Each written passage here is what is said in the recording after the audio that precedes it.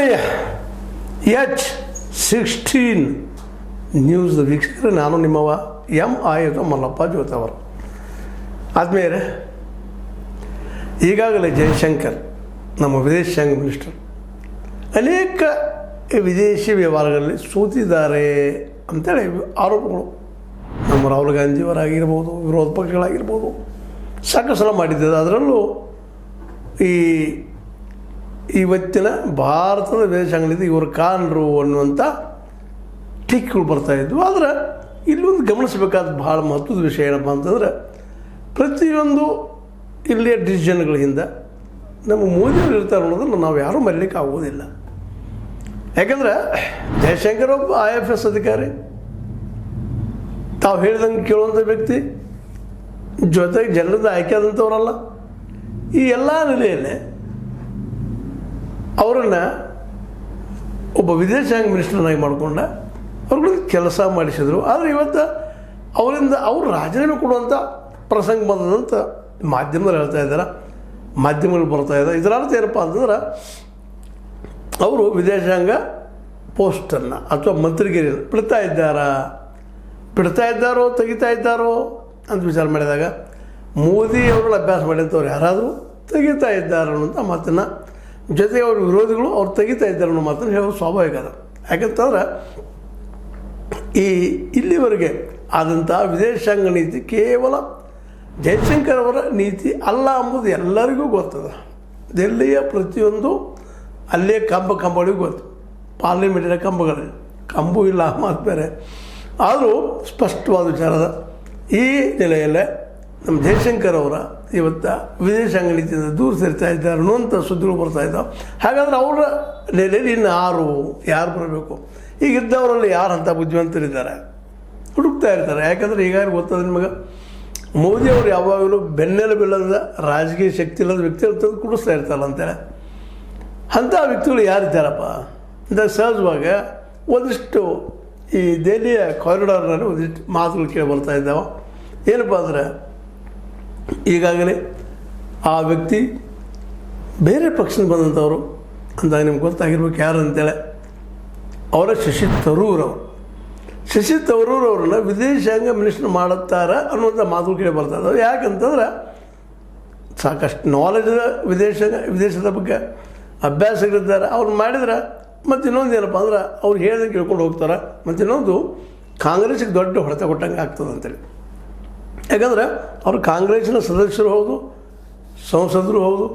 ಹೀಗಾಗಿ ಅವ್ರನ್ನ ತೆಗೆದುಕೊಂಡ್ಬಿಟ್ರೆ ಈ ಒಂದು ಕಾಂಗ್ರೆಸ್ಗೆ ದೊಡ್ಡ ಹೊಡೆತ ಬೀಳ್ತದೆ ಅನ್ನುವಂಥ ಮಾತು.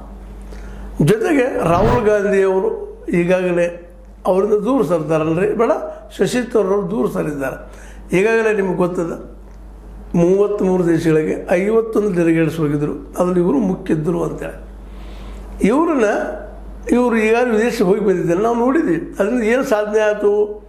ನಮ್ಮ ದೇಶ ಟೆರರಿಸಮ್ ವಿರೋಧ ಹೋರಾಟ ಮಾಡಲಿಕ್ಕೆ ಜಗತ್ತು ಒಪ್ಪಿತೋ ಇಲ್ಲೋ ಗೊತ್ತಿಲ್ಲ.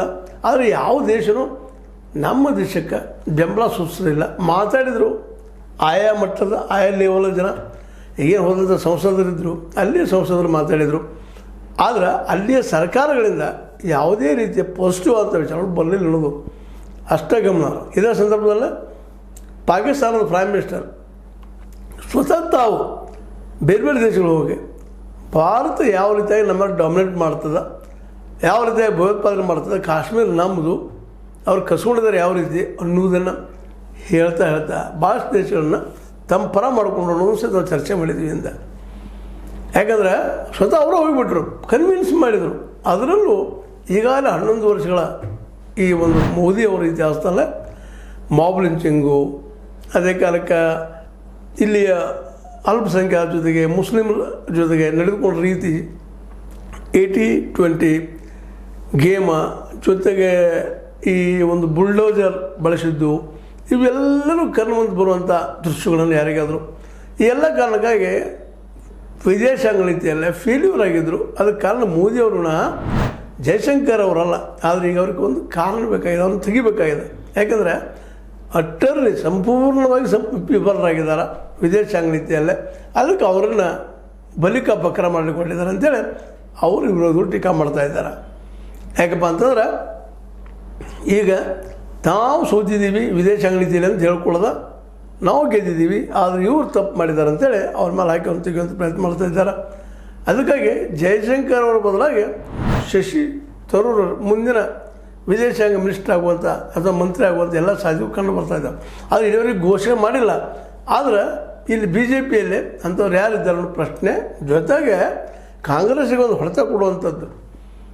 ಶಶಿ ತರೂರ್ ನಿಜವಾಗಿಯೂ ಶಶಿ ತರೂರ್ ಅವರನ್ನು ಕಾಂಗ್ರೆಸ್ಸಿನ ಅಧ್ಯಕ್ಷನಾಗಿ ಮಾಡಬೇಕಾಗಿತ್ತು. ಅವತ್ತು ಇಲ್ಲೂ ಸಹಿತ ಕಾಂಗ್ರೆಸ್ನಲ್ಲೂ ಒಂದು ನಿಮಗೆ ಗೊತ್ತದ ಪರಿವಾರವಾದದ ತಮ್ಮ ಗಾಂಧಿ ಮನೆತನಕ್ಕೆ ಯಾರು ವಿರೋಧಿಗಳು ಬರಬಾರ್ದು, ಆಗಬಾರ್ದು, ಇಂದೆಲ್ಲ ನಾಳೆ ವಿರೋಧಿ ಆಗಬಾರ್ದು ದೃಷ್ಟಿ ಇಟ್ಕೊಂಡು ತಮ್ಮ ಮನೆಗೆ ಲಾಯಲ್ ಆಗಿದ್ದಂತಹ ಮಲ್ಲಿಕಾರ್ಜುನ ಖರ್ಗೆ ಅವ್ರನ್ನ ಅಧ್ಯಕ್ಷ ಮಾಡಿದರು. ಅಂದಿನಿಂದ ಒಳಗಿಂದ ಒಳಗೆ ಇತ್ತು ಅದು. ಹೇಗಾದರೂ ಮಾಡಿದ್ದು ವಿರೋಧ ಮಾಡಬೇಕು, ಹೊರಗೆ ಹೋಗಬೇಕು ಅನ್ನೋಂಥ ವಿಚಾರ, ಇವ್ರನ್ನ ಹೊರಗೆ ಹಾಕಬೇಕು ಅನ್ನೋಂಥ ವಿಚಾರ. ಕೊನೆಗೆ ಈಗ ಯಾವ ಹಂತಕ್ಕೆ ಬಂದಂದ್ರೆ ಕಾಂಗ್ರೆಸ್ ಅವ್ರನ್ನ ಕಿತ್ತಾಕೋ ಹಂತಕ್ಕೆ ಬಂದು ನಿಂತದ. ಅದಕ್ಕಾಗಿ ಆ ಒಂದು ಕಿತ್ತಾಕೋ ಸಂದರ್ಭದಲ್ಲಿ ಅವ್ರನ್ನ ನಮ್ಮ ಪಕ್ಷಕ್ಕೆ ತೊಗೊಂಡು ಅವ್ರನ್ನ ವಿದೇಶಾಂಗ ಮಿನಿಸ್ಟರ್ ಮಾಡಬೇಕು ಅನ್ನೋದು ಮೋದಿ ಅವರ ಒಂದು ತಂತ್ರಗಾರಿಕೆ. ನೋಡಿರಿ, ಇದನ್ನು ವಿದೇಶಕ್ಕೆ ನಮ್ಮ 33 ದೇಶಗಳಿಗೆ ಆ ದೇಶಕ್ಕೆ ಪಾಕಿಸ್ತಾನ ಭಯೋತ್ಪಾದಕ ದೇಶ ಅಂತ ಕನ್ವಿನ್ಸ್ ಮಾಡೋ ಸಲುವಾಗಿ ಶಶಿ ತರೂರ್ ಅವರನ್ನು ಒಂದು ರೀತಿಯಿಂದ ಬಿ ಜೆ ಪಿ ಕ್ಯಾಂಡಿಡೇಟ್ನವ್ರಂಗೆ ಅವ್ರನ್ನ ಕಳಿಸಿದ್ರು ಅನ್ನೋದು. ಕಾಂಗ್ರೆಸ್ ಅವ್ರನ್ನ ಕಳಿಸ್ತಾ ಹೋದ ಸಹಿತ ಇವರೇ ಕಾಂಗ್ರೆಸ್ ಪರವಾಗಿ ಅವ್ರನ್ನ ಕರ್ಕೊಂಡು ಹೋಗಿದ್ದು, ಅವ್ರನ್ನ ಕಳಿಸಿದ್ದು, ಇವೆಲ್ಲ ಇವತ್ತು ಚರ್ಚಾ ವಿಷಯ ಇದಾವೆ. ಈ ಎಲ್ಲ ಹಿನ್ನೆಲೆಯಲ್ಲೇ ಇವತ್ತು ಶಶಿ ತರೂರು ಒಂದು ಬುದ್ಧಿವಂತರು, ಇಂಗ್ಲೀಷ್ನಲ್ಲಿ ಮಾಸ್ಟರ್ ಇದ್ದಂಥವ್ರು, ಒಳ್ಳೆಯ ಬರಹಗಾರರು.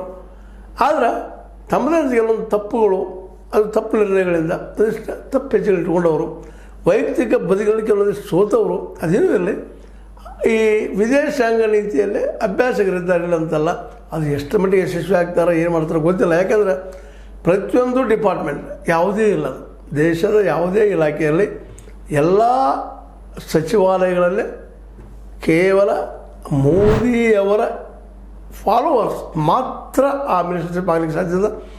ಈ ಎಲ್ಲ ಸೋಲು ಗೆಲುವುಗಳಿಗೆ ಗೆದ್ದ ಮೋದಿಯವ್ರು ಗೆದ್ದರು ಅಂತ ಹೇಳುವಂಥದ್ದು, ಅದು ಫೇಲ್ ಆದರೆ ಆ ಸಂಬಂಧಿಸಿದಂತಹ ಮಿನಿಸ್ಟರ್ ಸೋತರು ಅನ್ನುವಂಥ ಒಂದು ಪ್ರವೃತ್ತಿಯಲ್ಲಿ ಬಿ ಜೆ ಪಿಯಲ್ಲಿ ಇರೋದರಿಂದಾಗಿ ಇವತ್ತು ನಮ್ಮ ಜಯಶಂಕರ್ ಅವರು ಒಳ್ಳೆಯ ಬುದ್ಧಿವಂತರು, ಅವರು ಸಾಕಷ್ಟು ಓದಿದವರು, ತಿಳ್ಕೊಂಡಂಥವರು. ಆದರೆ ಅಲ್ಲಿ ಸ್ವಂತ ನಿರ್ಧಾರವನ್ನು ತೆಗೆದುಕೊಳ್ಳೋದಕ್ಕೆ ಆಸ್ಪದ ಇಲ್ಲದರಿಂದಾಗಿ ಎಲ್ಲದಕ್ಕೂ ಮೋದಿಯವರ ಒಂದು ಏನಪ್ಪ ಅಂದ್ರೆ ಮಾರ್ಗದರ್ಶನ ಅಥವಾ ಅವರ ಹೇಳಿಕೆ ತೆಗೆದುಕೊಂಡು ಮಾಡುವ ಕಾರಣಕ್ಕಾಗಿ ಈ ಜಯಶಂಕರ್ ಅವರ ಸೋಲಿಗೆ ಕಾರಣ ಮೋದಿಯವರು ಅಂತೇಳಿ ವಿರೋಧ ಪಕ್ಷಗಳ ಅತ್ಯಂತ ಪ್ರಬಲವಾದ ಅದೇನಿರಲಿ. ಇವತ್ತಂತೆ ಜಯಶಂಕರ್ ಅವರು ವಿದೇಶಾಂಗ ನೀತಿಯಲ್ಲಿ ಸೂಚಿಸಿದ್ದಾರೆ. ಇವತ್ತು ಭಾರತ ಏಕಾಂಗಿ ಆಗ್ಯದ, ಏಷ್ಯಾದಲ್ಲೂ ಆಗಿರ್ಬೋದು, ವರ್ಲ್ಡ್ ಲೆವೆಲ್ದಲ್ಲೂ ಆಗಿರ್ಬೋದು. ಮತ್ತು ಜೊತೆಗೆ ಅನಿವಾರ್ಯವಾಗಿ ಅಮೇರಿಕ ಮುಂದೆ ನಿಲ್ಲುವಂಥ ಪರಿಸ್ಥಿತಿ ಬಂದಂಥದ್ದು. ಇದೆಲ್ಲ ದೃಷ್ಟಿ ಇಟ್ಕೊಂಡು ನೋಡಿದಾಗ ಜಯಶಂಕರನ್ನು ಬದಲಾಯಿಸುವುದು ಮತ್ತು ಬದಲಾಯಿಸಕ್ಕೆ ಮನಸ್ಸು ಮಾಡಿದ್ದು ಒಳ್ಳೆಯ ವಿಚಾರಣ. ಆದರೆ ಅವ್ರ ಬದಲಾಗಿ ಶಶಿ ತರೂರ್ ಅವ್ರನ್ನ ತರ್ತಾರೆ ಅನ್ನುವಂಥ ಮಾತು ಮಾತ್ರ ಕಾಂಗ್ರೆಸ್ನಲ್ಲಿ ತಳಮಳ ಹುಟ್ಟಾಕಿದ್ರೆ ಬಿ ಜೆ ಪಿಯಲ್ಲಿ ಒಂದು ರಾಜಕೀಯ ಚಂಡನ್ನು ಇಸುವಂಥದ್ದು. ಅದು ಎಷ್ಟು ಹೋಗ್ತದೆ ಗೊತ್ತಿಲ್ಲ, ಎಷ್ಟು ಸ್ಪಿನ್ ಆಗ್ತದೆ ಗೊತ್ತಿಲ್ಲ. ಆ ಕೆಲಸವನ್ನು ಮೋದಿಯವರು ಮಾಡ್ತಾಯಿದ್ದಾರೆ. ಹೋಗ್ಬೋದಾ ಶಶಿ ತರೂರ್ ಅವರು ನಮ್ಮ ವಿದೇಶಾಂಗ ಸಚಿವರು ಆಗ್ಬೋದಾ? ಹೊಸ ಅರ್ಥ ಅನ್ನೋಕ್ಕಿದ್ರು ನಮ್ಮ ವಿದೇಶಾಂಗ ನೀತಿಯನ್ನು ಬದಲಾಯಿಸ್ಬೋದಾ? ನೋಡೋಣ. ಯಾಕಂದ್ರೆ ಅವರು well educated and well studied person ಅದಾರ. ಯಾವ ಹೆಜ್ಜೆ ಇಡ್ತಾರೆ ನೋಡೋಣ ಅಂತ ಹೇಳ್ತಾ, ಇದು ನಿಮಗೆ ಲೈಕ್ ಆಗಿರ್ಬೋದು. ಲೈಕ್ ಮಾಡಿ, ಶೇರ್ ಮಾಡಿ, ಕಮೆಂಟ್ ಮಾಡಿ, ಜೊತೆ ಸಬ್ಸ್ಕ್ರೈಬ್ ನಿಲ್ಲಿಸಬೇಡ್ರಿ. L60 ನ್ಯೂಸ್ ಆಗ್ತದೆ. ಹೇಗೆ ಚಿಂತನಾಗಿದ್ದು ಸತ್ಯದ ಕೈಗಳಲ್ಲಿ ವಂದನೆಗಳು.